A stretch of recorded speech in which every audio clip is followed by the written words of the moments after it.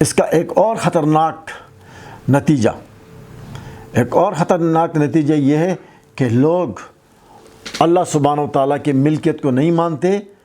انہیں سب سے زیادہ اہمیت اپنی ملکیت کی ہوتی ہے، اور اپنی ملکیت کا احساس دھیرے دھیرے بڑھتا چلا جاتا ہے. میرا تیرا، یہ میرا ہے یہ تیرا ہے، یہ تیرا نہیں ہے یہ میرا ہے، یہ میرا نہیں ہے تیرا ہے.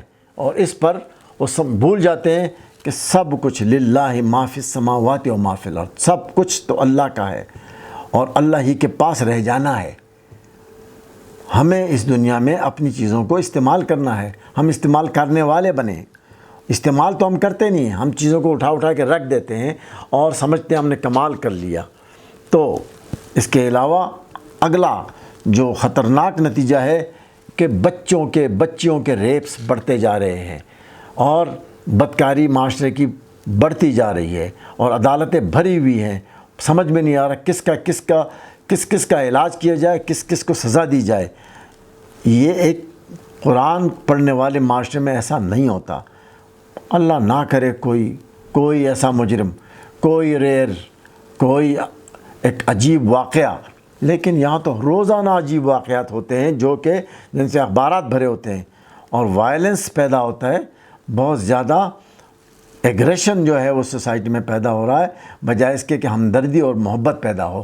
ہمدردی اور محبت بڑھنے کے بجائے لوگوں کے اندر زیادتی کرنا اور ظلم جو ہے وہ ان کا خاصا بنتا چلا جا رہا ہے، اور ایک دوسرے کا استحصال کر رہے ہیں. بے انصافی بڑھتی جا رہی ہے. جبکہ قرآن پڑھنے والا، قرآن پر عمل کرنے والا معاشرہ عدل اور احسان پر مبنی ہوتا ہے. اس کے علاوہ اب دیکھیے آپ کہ ڈس آنیسٹی، بے ایمانی، ان میں اضافہ ہو رہا ہے ہر روز، اور لوگوں کے درمیان ڈسٹرسٹ ہے. کوئی کسی پر یقین کرنے کو تیار نہیں. کوئی بھی کسی فرد کے اوپر آپ یقین نہیں کرتے الا ماشاء اللہ. اسی طرح ہمیں ہونا چاہیے ٹرسٹ والا معاشرہ، ایمانداری والا معاشرہ. وہ کیسے بنے گا؟ جب ہم ایک اللہ پر یقین رکھیں گے اور قرآن کو اس طرح پڑھیں گے جیسے اس کے پڑھنے کا حق ہے. اسی طرح لوگوں کے اندر ڈپریشن بڑھ رہا ہے، اور ان کے اندر بیماریاں پھیلتی چلی جا رہی ہیں.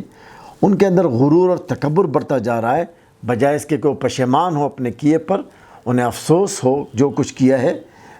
وائے ناکامی متاع کارواں جاتا رہا، کارواں کے دل سے احساس زیاں جاتا رہا. اور معاشرے میں ڈس آرڈر، بد نظمی پیدا ہو رہی ہے، اور ڈسپلن کم سے کم ہوتی چلی جا رہی ہے. لوگوں میں ڈس اوبیڈینس یعنی اطاعت کا نہ ہونا، ان کے اندر حکم عدولی بڑھتی جا رہی ہے. ان کے اندر فرمانبرداری کا فقدان ہے، اور وہ چاہتے ہیں کثرت، چیزوں کی بڑھ کر چیزوں کو کثرت سے لینا چاہتے ہیں، بجائے اس کے کہ ان کے اندر قناعت پیدا ہو، اطمینان پیدا ہو. یہ ساری باتیں اس وقت پیدا ہوتی جب انسان قرآن پاک کو صحیح طرح سے پڑھے. اور اس کے لیے ایک بہترین کورس ہے کہ ہم سورہ یاسین سے ابتدا کریں. سورہ یاسین کو سمجھ کر پڑھیں. 1 مہینے تک سمجھ کر آپ قرآن پاک پڑھیں، اور آپ دیکھیں کہ آپ کے اندر، خود نوٹ کریں کہ آپ کے اندر کیا کیا فرق پیدا ہوتا ہے. اور دیکھیے معاشرے میں خوف ہے اور سیکیورٹی کا ایک بہت برا احساس ہے، جبکہ ایسا مسلمان معاشرے میں نہیں ہونا چاہیے. اور لوگوں کے اندر ہوپ یعنی امید کا فقدان ہے. وہ نا امید، مایوس ہوتے چلے جا رہے ہیں، جبکہ مایوسی اور نا امیدی قرآن پاک کی زبان میں، اللہ کی زبان میں کفر ہے. تو جب کفر پیدا ہو رہا ہے، قرآن کہاں ہے؟ یہ ختم کہاں جا رہے ہیں؟ تو میں آپ سے بتانا جا رہا ہوں کہ یہ ختم آپ ضرور کیجئے، آپ ضرور تلاوت کیجئے، قرات کیجئے، لیکن سمجھنے کا، فہم کا بنیادی بندوبست ضرور کیجئے، تاکہ آپ سمجھیں اور آپ کی ریڈنگ مکمل ہو، اور پروگریس ہو، ترقی ہو، معاشرہ آگے بڑھے، لوگوں کی قوتیں صحیح استعمال ہوں، اور لوگوں کے اندر قوت محرکہ پیدا ہو، اور ان کے اندر قوت پیدا ہو، کام کی جذبہ پیدا ہو، کام کرنے کا. اور لوگ بجائے آہوں کے اسمائلز دیں، خوش ہوں. اور بجائے آپ دیکھیں ہمارے ہاں بڑے بڑے لیڈر ایک دوسرے کو گالیاں دے رہے ہیں، بجائے اس کے کہ وہ ایک دوسرے کو سلام کریں، اس کا احترام کریں ایک دوسرے کا۔ یہ احترام اس وقت ہوتا جب ان لوگوں کو سب کو قرآن کی کوئی سمجھ ہوتی، اور ہمارے معاشرے کو بھی سمجھ ہوتی، ہمارے عوام کو بھی سمجھ ہوتی کہ ہم ان لوگوں کو پر ٹرسٹ کریں جن کو قرآن کا کوئی نالج ہے، قرآن کا کوئی علم ہے۔ تو اس کا نتیجہ یہ ہے کہ ہم اپنے روحانی کردار سے دور ہوتے چلے جا رہے ہیں، اور سب سے بڑا نقصان یہ ہے کہ کردار میں، گفتار میں، اخلاق میں ایک زوال پیدا ہو رہا ہے، اور وہ جو شیطانی قوتیں وہ غالب آ رہی ہیں، اور ہمارا جو روحانی کردار ہے اس کی تعلیم کم سے کم ہوتی چلی جا رہی ہے، جو کہ قرآن کی رہنمائی میں ہونی چاہیے تھی۔ ہماری تربیت کا فقدان پیدا ہو رہا ہے، اور اب ہم اس حالت میں ہیں کہ ہماری سوسائٹی جس نے دنیا کے سامنے اسلام کا پیغام پہنچانا تھا، اپنے عمل سے، اپنے کردار سے، اپنے گفتار سے وہ خود بیمار ہو گئی ہے۔ ڈاکٹر ہیز بیکم سک ہمسیلف۔ اور تیسرا بڑا جو آخری میں نقصان آپ کو بتانے جا رہا ہوں وہ یہ ہے کہ جھوٹے روحانی اساتذہ پیدا ہو رہے ہیں، جھوٹے روحانی پیر پیدا ہو رہے ہیں جو اپنے مریدوں کو گمراہ کرتے ہیں، وہ عورتوں کو استحصال کرتے ہیں، وہ بچے مروا رہے ہیں، اور لوگ اندھا دھند ان کے پیچھے چل کر اپنی عزتیں لٹوا رہے ہیں، اپنا مال لٹوا رہے ہیں، اپنے ہدایت اور اپنی آخرت کو لٹوا رہے ہیں۔ سب سے بڑا نقصان یہ اس بات سے ہو رہا ہے کہ چونکہ قرآن کا علم نہیں ہے، لوگ سمجھتے ہیں کہ ان کا علاج ان لوگوں کے پاس ہے، جبکہ اللہ سبحانہ وتعالیٰ نے فرمایا کہ اس قرآن میں لوگوں کے سینوں کے امراض کی شفا ہے۔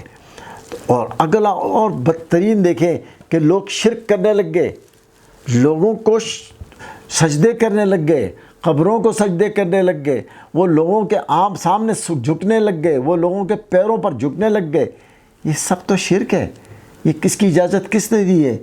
وہ اس لیے ہو جاتی ہے کہ قرآن کی تعلیمات اور قرآن کی تعلیمات کی روشنی نہیں ہے، اندھیرا ہے۔ تو یہ جو حالت ہے وہ اس حالت میں اس نتیجے پر پہنچے کہ نہ خدا ہی ملا، نہ وصال سلم، نہ ادھر کے رہے نہ ادھر کے رہے۔ تو ہمیں پھر کرنا کیا ہے کہ آپ ہمیں کیا جانیں گے کہ ہم پڑھ رہے ہیں؟ دیکھ لیجئے، اگر آپ قرآن پاک کو سمجھ کر پڑھنا شروع کریں گے تو آپ کو میں بتاتا ہوں کہ ودن ڈیز، یعنی کچھ دنوں کے اندر، کچھ ہفتوں کے اندر، کچھ مہینوں کے اندر آپ اپنے آپ کو ایک مختلف انسان پائیں گے، آپ اپنی روحانی قوت کا ارتقاء پائیں گے، آپ اپنے اخلاق کا ارتقاء پائیں گے، اور اللہ سبحانہ وتعالیٰ آپ کو ایک لیڈر بنائیں گے، قرآن کا لیڈر، قرآن کا ایسا رہنما بنا دیں گے آپ کو کہ آپ اپنے گھر میں روشنی بنیں گے، آپ اپنے فیملی میں روشنی بنیں گے، آپ اپنی ذات میں ایک روشن مینارہ بن جائیں گے۔ اور یہ جو ہے اتنا مشکل نہیں ہے جتنا ہمارے لیے بنا دیا گیا ہے۔ ہمیں چاہیے ہم قرآن کو سمجھ کر پڑھیں، اور اس کے لیے میں نے آپ کو ایک آسان سی سورہ بتائی۔ آپ سورہ یاسین سے شروع کریں، آپ کسی ایک آیت سے شروع کریں، آپ کہیں سے بھی شروع کریں، آپ تبارک الذی سے شروع کر دیں، کوئی ایک سورہ پڑھنا شروع کر دیں، اور آپ دیکھیں بچوں کو۔ اور اس کے لیے میں مزید رہنمائی بھی دے سکتا ہوں، میرے جو چینل ہے اس پر آپ سوال کیجئے، میں آپ کو جواب دوں گا۔